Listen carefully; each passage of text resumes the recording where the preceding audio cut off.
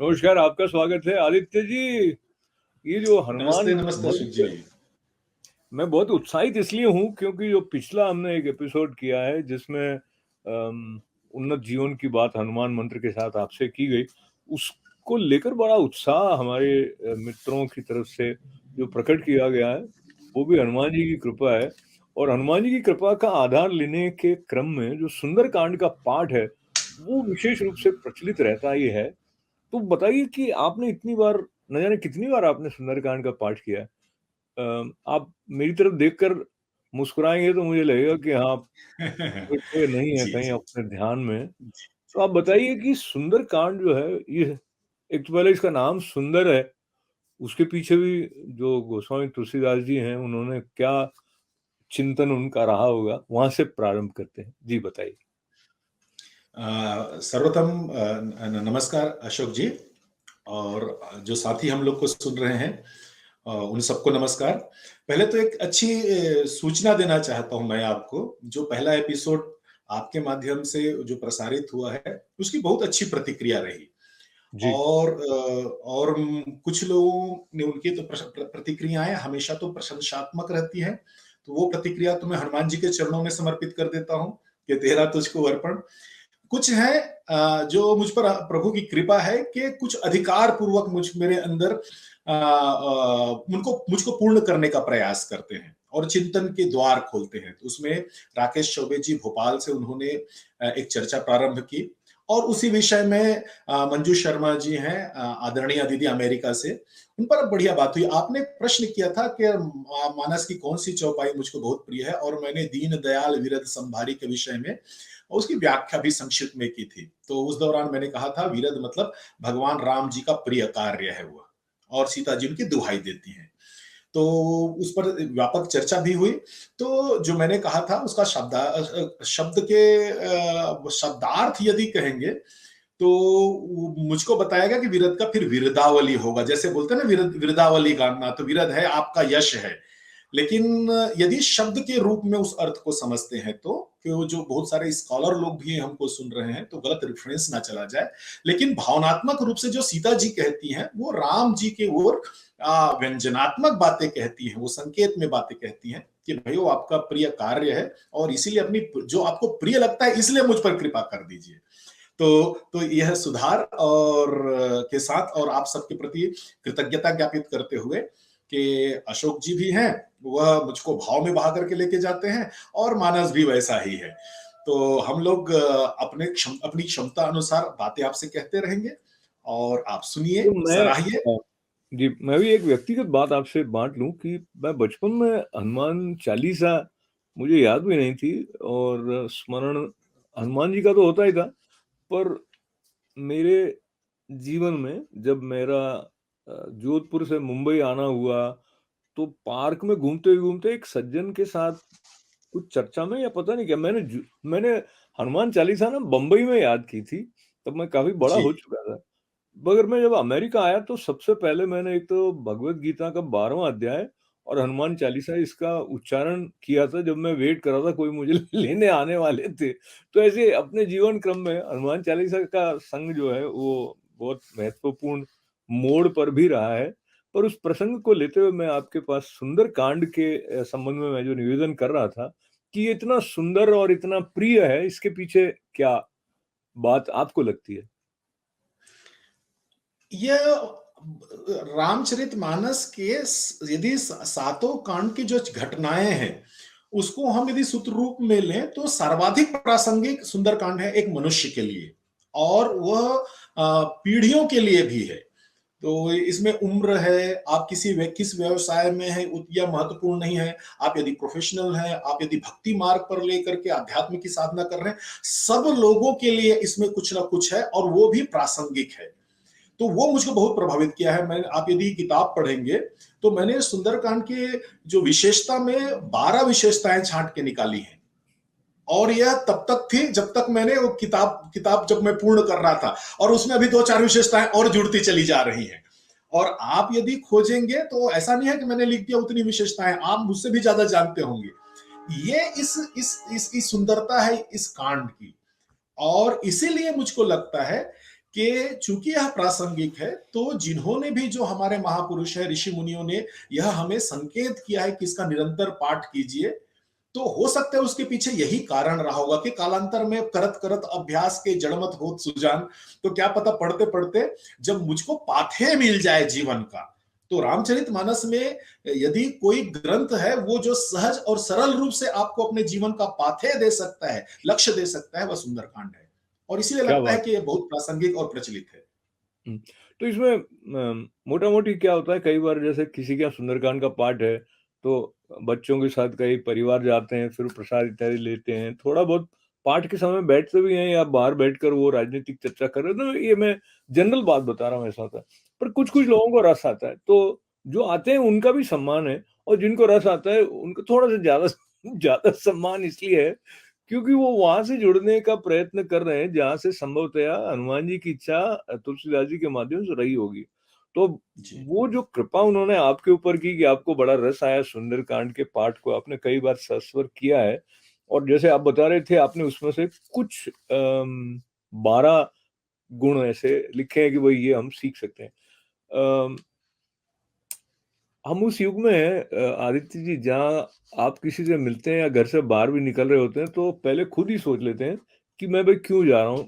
जो एक रूप में सही है कि भाई आपको स्पष्ट होना चाहिए कि मैं क्यों जा रहा हूँ। पर हम बहुत अधिक खींचतान में, जोड़-तोड़ में या लेन-देन की तरफ ध्यान रखते हैं, तो एक जो हमारी स्वतंत्रता है वो बाधित हो जाती है। ये दोनों के बीच के संतुलन की बात भी हम हनुमान जी के माध्यम से आपके द्वारा सीखेंगे, ऐसा मुझे विश्वास है। पर बात प्रारंभ कर देते हैं जहाँ पर जो आपने गुण निकाले हैं उसके साथ आपने कहा था कि और कोई अध्ययन करेंगे तो हो सकता है उनको कुछ और भी मिल जाए। जी, आपने जो लिए हम उनको ही थोड़ा समझने का प्रयास करते हैं in the context of Sundarkand. तो आत्मविश्वास की जो बात है उसको थोड़ा स्पष्ट करें, कैसे वो गुण हमारे जीवन में अ अरे मैं इतना ज़्यादा बोल गया हूँ हाँ, फिर भी एक पंक्ति और है। क्या है जी, कि कई बार नहीं, लोग सोचते हैं कि वो तो कालखंड ही अलग था और जी। मेरे लिए अभी प्रासंगिक कैसे होगा? उसके बारे में भी थोड़ा बताइएगा। ये जो संपूर्ण सृष्टि है, ये इसकी एक ही विशेषता है अशोक जी, वह है अनवरतता। ये अनवरत है। कालखंड है वो बदल गया है, लेकिन जीवन के संघर्ष है वो नहीं बदले हैं, जीवन के उद्देश्य नहीं बदले हैं, मानव जीवन की जिजीविषा नहीं, उसमें परिवर्तन नहीं है। तो इसीलिए कोई भी कालखंड है में कही गई बातें हैं, वह सर्वथा है, वह आज के युग में प्रासंगिक नहीं है यह कहना है, वह स्वयं के प्रति अन्याय है। तो यदि आप देखेंगे तो कालखंड वही है, बस बस स्थान बदल गए हैं और संघर्ष करने के तरीके बदल गए हैं। जैसे आपने कहा आत्मविश्वास, तो आत्मविश्वास के बिना तो ना तो राम को कुछ काम हो सकता है, ना तो कृष्ण का, और न ही हमारा। तो हर व्यक्ति को आत्मविश्वास चाहिए, लक्ष्य छोटा हो या बड़ा हो, आत्मविश्वास तो चाहिए। और सुंदरकांड की प्रारंभिक सीख ही है आत्मविश्वास को जागृत करना।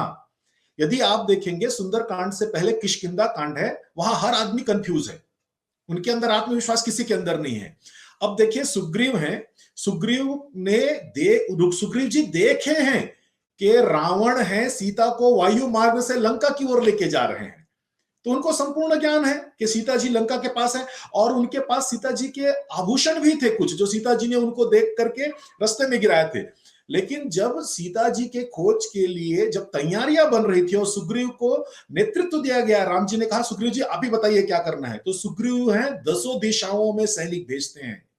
मतलब क्या हुआ, भाई आप लंका ही भेज देते ना दक्षिण दिशा में। तो सुग्रीव बोले नहीं, स्ट्रेटेजिक रूप से ठीक है, लेकिन आत्मविश्वास की दृष्टि से कहेंगे स्ट्रेटेजिक रूप से ठीक है भाई, रावण कहीं भी छुपा के रख सकते हैं सीता जी को, लेकिन सुग्रीव इतना श्योर नहीं थे कि मुझको दक्षिण दिशा में ही भेजना चाहिए। यदि आप देखेंगे लंका पार करने की बात आती है, समुद्र पार करने की बात आती है, तो जामवंत है सबसे पहले कमजोरी की बात करते हैं। जरठ भयहु अब कहीं रिछेसा, कि मैं बुजुर्ग हो गया हूं, अब मेरे तन पर उतना बल नहीं है।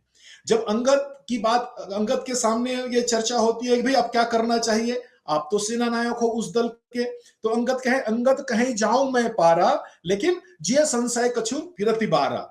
जब मैं चला तो जाऊंगा, लेकिन वापस आने में मुझको थोड़ा सा डाउट है मैं आ पाऊंगा कि नहीं आ पाऊंगा। तो आप देखिए हर आदमी के अंदर आत्मविश्वास की कमी है। सुंदरकांड शुरू होने से पहले एक व्यक्ति मात्र है जिसके अंदर आत्मविश्वास है, वह है श्री राम। यदि राम को हटा दें और राम को हम देवत्व मान लें, यदि जैसे सब लोग मानते हैं, तो मतलब जिसके अंदर देवत्व है मात्र उन्हीं के अंदर आत्मविश्वास है।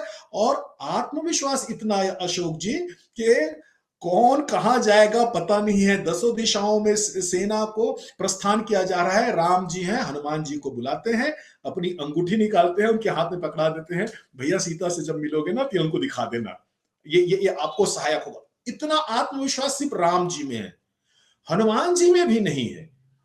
तो आप देखेंगे कि सुंदरकांड में आप प्रवेश करते हैं तभी आत्मविश्वास के आपके अंदर आना शुरू हो जाता है। पाछे पवन तनय सिर नावा और जान काज प्रभु निकट बुलावा। राम जी बुलाते हैं हनुमान जी को, उनके अंदर आत्मविश्वास नहीं है, वो अपने आप को प्रस्तुत नहीं कर पाते किसी लक्ष्य के लिए। और वही वो समुद्र तट पर हनुमान जी वही पुनरावृत्ति करते हैं अपने आचरण की। का चुप साधि रहे बलवाना और पवन तनय संग पवन समाना, उनको बार बार जागृत करना पड़ता है हनुमान जी जैसे व्यक्ति को। तो सुंदरकांड ये प्रारंभिक चीज है। यदि आपके अंदर आत्मविश्वास की कमी है या आप अपने विशेषताओं को भूल चुके हैं, जैसे मैंने कहा हर आदमी अपनी दुर्बलताओं को याद कर रहा है सुंदरकांड से पहले, चाहे जामवंत हो, चाहे अंगद हो, चाहे सुग्रीव हो, कोई भी व्यक्ति अपनी विशेषताओं को याद नहीं कर पा रहे हैं। तो यदि आप अपनी विशेषताओं को भूल चुके हैं, दुर्बलताएं हैं बार बार आपको घेर रही हैं और जिसके चलते आपके अंदर आत्मविश्वास नहीं है, तो सुंदरकांड का आश्रय लीजिए। आपको वहीं से कुछ न कुछ रास्ते छुपे हुए हैं जहां से आप मंजिल की ओर आगे बढ़ सकते हैं।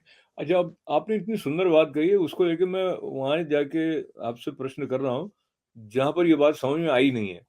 नहीं आई का अर्थ ये है कि आपने कहा कि अपनी दुर्बलताओं को याद नहीं करके और कैसे उस कार्य को संपादित किया जा सकेगा उस तरफ चिंतन रखे थोड़ा ये। फिर आपने हनुमान जी का और किष्किंधा कांड से यहाँ पे तो कोई ऐसा सोच सकता है कि हनुमान जी में तो आत्मविश्वास था क्योंकि वो तो हनुमान जी थे। तो मैंने सुंदरकांड का भी पाठ किया, हनुमान जी के बारे में भाव से भी किया, तो भी मेरे अंदर वो कैसे आएगा?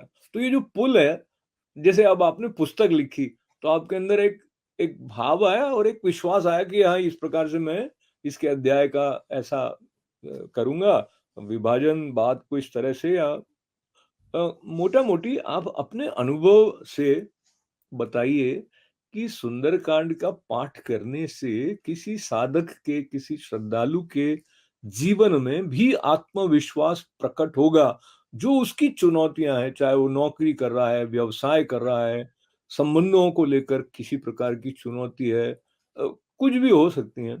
तो प्रश्न ये सुंदरकांड का है, लेकिन ये प्रश्न आदित्य जी से डायरेक्ट है। अशोक जी, पाठ करने का अर्थ है कि सिर्फ पढ़ना नहीं है। पाठ करने का अर्थ है बार बार बार बार उसकी पुनरावृत्ति करना है, और पुनरावृत्ति करने से जो सूत्र उसमें है वो मुझको समझ में आ जाएगा। जिस व्यक्ति को समझ में आ गया, पाठ करने की आवश्यकता नहीं है। और वो पुनरावृत्ति करने की आवश्यकता, हम पुनरावृत्ति इसलिए करते हैं कि बार बार बार बार हम उसको पढ़ें, ताकि ताकि उनके जो सूत्र हैं वो मेरे लिए सरल होते चले जाए। जैसे गणित का है, आप बच्चों से क्या कहते हैं, एग्जाम से पहले अभ्यास करो, पेन में लिखो, वो बना चुका है। लेकिन आप बार बार अभ्यास करेंगे तो जब परीक्षा के समय आपको बनाने के लिए, तो जब वो प्रश्न आ जाए तो आपको परेशानी नहीं होगी। फिर आपको गुणा भाग करने के लिए कैलकुलेटर देखने की जरूरत नहीं है, आपके स्टेप्स को चेक करने की। तो पाठ करने का अर्थ यही है, वहां पर छुपे हुए ज्ञान को अपने लिए सरल और सहज बनाना। इस उद्देश्य से यदि आप पाठ कर रहे हो तभी काम का है। लेकिन कोरा पढ़ रहे हो तो हो सकता है कि वह आपके लिए उतना उपयोगी नहीं होगा। इसका मतलब यह नहीं है कि पढ़ना छोड़ दें, आप पढ़िए, बार बार पढ़े, आज नहीं, कल नहीं, परसों नहीं, आपके लिए सरल और सुलभ होगा। रही बात मैं आपकी इस बात पर संशोधन कर देता हूं, हनुमान जी भगवान नहीं है। और दूसरी बात यह भी बता दूं कि उनके अंदर आत्मविश्वास था भी नहीं। मैं तो हनुमान जी के उदाहरण दिया हूं, हनुमान जी के अंदर ही आत्मविश्वास नहीं था। और सुंदरकांड है आपके लिए, आपको छोड़ दो अशोक जी, आपके और मेरे अंदर तो आत्मविश्वास इतना है अपने काम के लिए। यह सुंदरकांड है हनुमान जी के अंदर भी आत्मविश्वास जागृत करने का कांड है। तो जब ज्ञानी जो है, श्रेष्ठ ज्ञानी है, जो बलशाली व्यक्ति हैं, जो अपने कर्म से देवत्व प्राप्त किए हुए हनुमान जी हैं, उनके अंदर आत्मविश्वास का अभाव हो सकता है तो मेरे जीवन में भी हो सकता है। और सुंदरकांड है, उनके अंदर हम आत्मविश्वास ला सकते हैं तो मेरे अंदर भी ला सकता है। यह विश्वास रखिए और पाठ करते रहिए, सूत्र को सरल बनाइए अपने लिए। बस इतना ही एक संकेत है। तो आदित्य जी, अब आगे चलने से पहले वापस पीछे मुड़ के आपने एक बात ये कह दी जो कि हमारे कई दर्शकों को लगेगा कि ये तो मेरे लिए स्वीकार्य नहीं है। हो सकता है आप हनुमान जी के बारे में हम में से कई लोगों से अधिक जानते हो, पर आपने कहा कि हनुमान जी भगवान नहीं है, तो मुझे लगा कि कैसे नहीं है, मैं तो ऐसे उनको भगवत रूप में ही देखता रहा हूँ। फिर ये भी प्रश्न आएगा कि भगवान से हम क्या लेते हैं इत्यादि। तो आपने ऐसा ये वाक्य जो अभी कहा बहुत आपने कि वो बहुत अच्छा भगवान। प्रश्न है, बहुत अच्छा प्रश्न अशोक जी। मतलब मुझको लगता है कि हम यदि आगे भी यात्रा करेंगे तो इससे अच्छा प्रश्न आप मेरे लिए नहीं दे सकते, मेरे श्रोताओं के लिए। मैं जिस हनुमान जी की बात कर रहा हूं, हनुमान जी भगवान नहीं है। और यही आत्मविश्वास के बाद हनुमान जी के अंदर भगवान बनने की प्रक्रिया शुरू होती है। ठीक है। मैंने भजन बचपने में गाया करता था भजन, कि कहते हैं सब ग्रंथ हो चाहे गीता या रामायण, और धीरे धीरे शुभ कर्मों से नर बनता नारायण। यदि वो हनुमान जी हैं, सुंदर कांड से पहले किष्किंधा कांड में ही रुक जाते अशोक जी, वो उनके अंदर आत्मविश्वास नहीं आता, वो समुद्र लांघते नहीं, सीता जी के पास पहुंचते नहीं, लंका को जलाते नहीं, तो उनके अंदर देवत्व दिखता कहां से? तो मैं जिस हनुमान जी की बात कर रहा हूं, जहां हनुमान जी के अंदर आत्मविश्वास की कमी है, किष्किंधा कांड में, सुंदर कांड से पहले, वो हनुमान जी देवता नहीं है। यदि वो हनुमान जी देवता है तो मुझको स्वीकार नहीं है ऐसे देवता। हनुमान जी के देव बनने की प्रक्रिया वहीं से शुरू होती है। और इसीलिए सुंदरकांड आपके लिए बहुत आवश्यक है, क्योंकि आप सुंदरकांड के माध्यम से नर से नारायण की यात्रा कर सकते हैं, जैसे हनुमान जी ने की है। तो मैं अब आपसे थोड़ा-सा असहमत होने की जगह अपनी बचाए रखता हूँ, मेरे साथ कुछ और भी लोग हो सकते हैं। देखिए, हम तो जी। रुद्रावतार के रूप में उनको देखते हुए और जो कुछ उनका समर्पण है उसके साथ-साथ जो उनके अंदर के देवत्व के प्रकट होने की जो लीलाएँ हैं, उनको हम लीला की तरह देखकर और किसी आई मीन मतलब हमको ये स्वीकार्य होता नहीं कि वो भगवान है। पर वो बात अपनी जगह, आप जहाँ से कह रहे हैं उसका मैं सम्मान करते हुए, मुझे लगता है हम इस पे ज़्यादा रुके नहीं, आगे चले जाएँगे। अगर आप जी। रुकना चाहें जी। तो रुक सकते हैं। क्या आगे नहीं नहीं चलें? नहीं नहीं, मैं एक ही शब्द कहूंगा, एक ही शब्द कहूंगा जी, कि मैं आपसे सहमत हूं। हनुमान जी रुद्रावतार हैं, और मैं भी परमात्मा का अंश हूं। तो मेरे बिल्कुल। अंदर भी वो देवत्व बनने की सारी क्षमता है। हनुमान जी ने उसको जागृत किया, मुझको भी करना है। हुँ। आपकी इस बात से मुझे लगता है कि कई हमारे लाइट बल्ब बल्ब खुल गए बल्ब खुल गए, तो अब समझ में आ गया जी। आप ये बात क्यों कह रहे हो। तो आगे चलते हैं। एक एक ही वाक्य आता है उसमें जो है कि हनुमान चालीसा में भी आता है कि जामवंत के वचन सुहाए। उसको लेके हाँ। आपने ऐसा कहा कि ये दोनों पीढ़ियों में सामंजस्य की बात सुंदरकांड के माध्यम से हम तक आती है। उसको थोड़ा और स्पष्ट करें। क्या है, ये जो सुंदरकांड की जो शुरुआत भी है, ये बहुत बड़ा ये जो प्रसंग है, ये अच्छा संकेत देता है। दो पीढ़ियां हैं, जैसे जामवंत ने कहा कि भाई नहीं, मेरे तन में अब उतना बल नहीं रहा, लेकिन विवेक है। जो जो हमसे आगे की पीढ़ी है, वह हमसे विवेक में ज्यादा निपुण है हमारी तुलना में, और बल में हमसे क्षीण हो सकते हैं। तो बल और विवेक जब आपस में मिलते हैं, तब सुंदरकांड का निर्माण होता है, और रावण के किले में भी सेंध लगाया जा सकता है। यह संकेत है। लेकिन लेकिन ये बात नई बात नहीं है अशोक जी, ये सर्वमान्य है, सब जानते हैं कि जो हमारे जो अग्रज हैं, उनके अंदर विवेक है, अनुभव है, ज्ञान है, हमसे ज्यादा दुनिया वो देखे हैं। लेकिन उसको प्रस्तुत करने की जो कला है, वह सुंदरकांड है, वो हमको से हम सीख सकते हैं। ये ज्ञान तो हमको है कि दोनों पीढ़ियों के सामंजस्य की आवश्यकता है, लेकिन सामंजस्य का सूत्र है वह सुंदरकांड से मिलता है। जैसे जामवंत के बचन सुहाए, और सुन हनुमंत हृदय अति भाए। तो जो हमारी आगे की पीढ़ी है, उनको हमेशा शिकायत है कि युवा हमारी बात नहीं मानते, हमारी बात नहीं सुनते। वस्तुतः आप सीखिए हनुमान जी से, जामवंत जी से, कि युवाओं को सीख कैसे दे सकते हैं। आप सिखाइए उनको, लेकिन आप बार बार पर उनको उनकी आलोचना करते रहेंगे, आप अपनी पीढ़ियों को यश में ही डूबे रहेंगे। आप कहेंगे नई पीढ़ी जो कर रही वह सब व्यर्थ है, आपको तो कुछ आता ही नहीं है, तो वो फिर आपसे दूरी है वो बढ़ती चली जाएगी। फिर आपके ज्ञान, विवेक, अनुभव है, वह काम नहीं होगा। फिर आप हो जाओगे। तो ये बुजुर्गों को प्रासंगिक बनाने के लिए कि भाई आप युवाओं से ऐसे बात कीजिए कि उनके मन को अच्छा लगे, और उसके बाद देखिए फिर युवा है पर्वताकार हो जाते हैं। हजार मन के वचन क्या सुनते ही हनुमान जी पर्वताकार हो जाते हैं। तो ये देखना है, और बुजुर्ग और युवाओं को भी है कि आपको प्रिय लगने वाली बात चाहिए या श्रेष्ठ बात चाहिए, यह भी सोचना है। कई बार हो सकता है कि हर व्यक्ति जामवंत जैसे विवेकशील ना हो, लेकिन मुझको अपनी प्रियता को छोड़ करके यह देखना है कि जब तक आपके जो अग्रज हैं आपको आपको सहायता नहीं करते, तो आप लक्ष्य के प्रति अपने आप को ज्यादा सामर्थ्यवान नहीं बना सकते। तो ये दो पीढ़ियों के बीच में सामंजस्य है, ये सुंदरकांड से हम बखूबी सीख सकते हैं।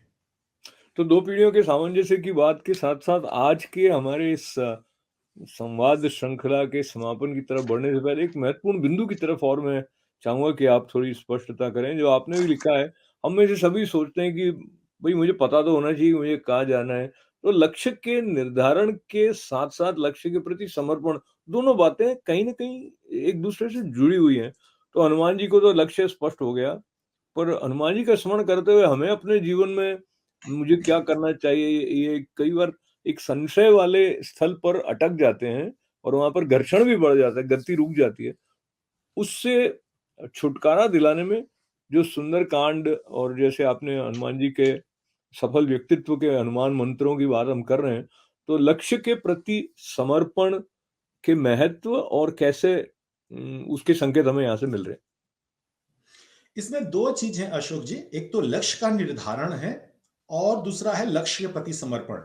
ये दोनों बात है सुंदरकांड से हम बहुत अच्छे से सीख सकते हैं। जैसे जीवन में अपनी आत्मविश्वास की जो कमी है ना, वह लक्ष्य नहीं होने के कारण है।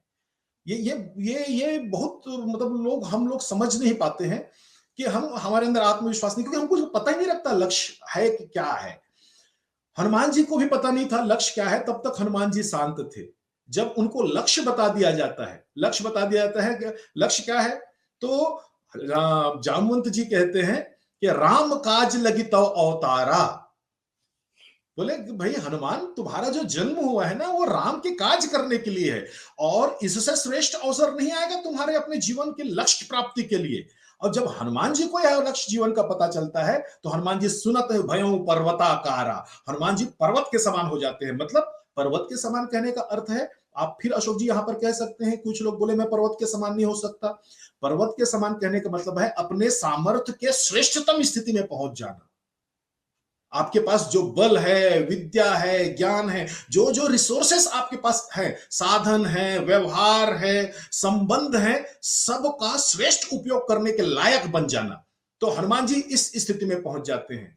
मेरी एक बहुत प्यारी कविता है कि जाने कब से भटक रहे हैं, मिला ना कोई ठिकाना है, और इससे भी बढ़कर अचरज यह, पता नहीं कहां जाना है। तो समस्या यह पता नहीं कहां जाना है, तो जीवन में भटकाव तो रहेगा। और उस भटकाव के क्रम में यहां तक स्थिति हो गई अशोक जी, उसमें उसी आगे की लाइन है कि मन तो बेरंग होता रहा दिन ब दिन, और तन को जी भर के हम सब सजा बैठे हैं, और अब तो मंजिल की कोई खबर ही नहीं, राह चलना ही मकसद बना बैठे हैं। तो जीवन क्या में बात। हम चलने को ही मकसद बना लिए हैं। जब चलना है तो मंजिल तक पहुंचने के लिए है, लेकिन यदि चलना ही मकसद हो गया तब तो दुर्भाग्य है। और ऐसे लोगों के लिए सुंदरकांड है, वह बताता है कि जीवन का लक्ष्य निर्धारित कीजिए। जैसे राम जी ने लक्ष्य निर्धारित किया कि मेरा जन्म है वह राम के काज के लिए हुआ है, और अशोक जी उसके बाद हनुमान जी एक सेकंड पीछे मुड़ के नहीं देखते, उनका संपूर्ण कार्य है वह लक्ष्य के लिए है, राम जी के लिए समर्पित हो जाता है। आप भी अपने जीवन बोलो का श्याम लक्ष्य कीजिए। रामचंद्र की जय। जय। तो जैसे जैसे आपने कहा तो मुझे थोड़ा सा लगा कि जिस उत्साह के साथ हनुमान जी लंका की तरफ सीता मैया की खोज में गए थे, वो वाला भाव लेके अपने लक्ष्य के ओर हम अगर बढ़ रहे हो तो कितना उत्साह भी रहता है, आनंद भी रहता है, और सफलता की संभावना जो है वो कई गुना बढ़ भी जाती है। आदित्य जी, क्या कहना चाहेंगे आप? समापन हमारी इस जी श्रृंखला के दूसरे जी। अंक का करते करते कोई विशेष और बात आप जोड़ना चाहें? नहीं, वही है कि आप लक्ष्य तय कर लीजिए और लक्ष्य के प्रति समर्पण इतना रखिए कि कोई भी आपके सामने प्रलोभन आए, बाधा आए, उससे फिर रुकना नहीं है। चाहे मैनाक आए, तो पहले राम काज किन्हे बिना मोहि कहां विश्राम, हनुमान जी राम हाथ जोड़ लेते हैं।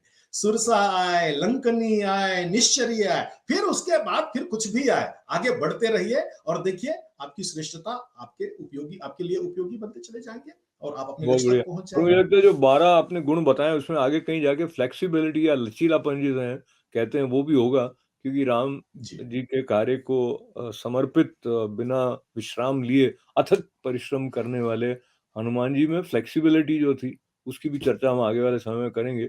और कई बार हमारे जी, टूटने का कारण ही ये हो जाता है कि हम लोग रिजिड हो जाते हैं। ये एक जी, कहीं कट्टरता एक प्रकार की है, वो भी तोड़ देती है व्यक्ति को भी, समाज को भी। तो उस जी। दृष्टि से भी थोड़ी-सी चर्चा अगले अंक में आने वाले अंक में होगी। तो पुनः एक बार सफल व्यक्तित्व आपका हो और सफल व्यक्तित्व के हनुमान मंत्र जिस तरह से ढूँढ के निकाले, डुबकियाँ लगा-लगा के आदित्य जी ने, उनकी तरफ हम अगले अंक में फिर बढ़ेंगे। पुनः आपका बहुत-बहुत मंगल कामनाओं के साथ नमन है। तो जय, जय, धन्यवाद, जय धन्यवाद। हनुमान गोसाई कृपा करो कृपा गुरुदेव। करो गुरुदेव की नाय। बहुत-बहुत धन्यवाद। आपको बहुत बधाइयाँ जो भी हमारे साथ जुड़े हैं और मंगल कामना।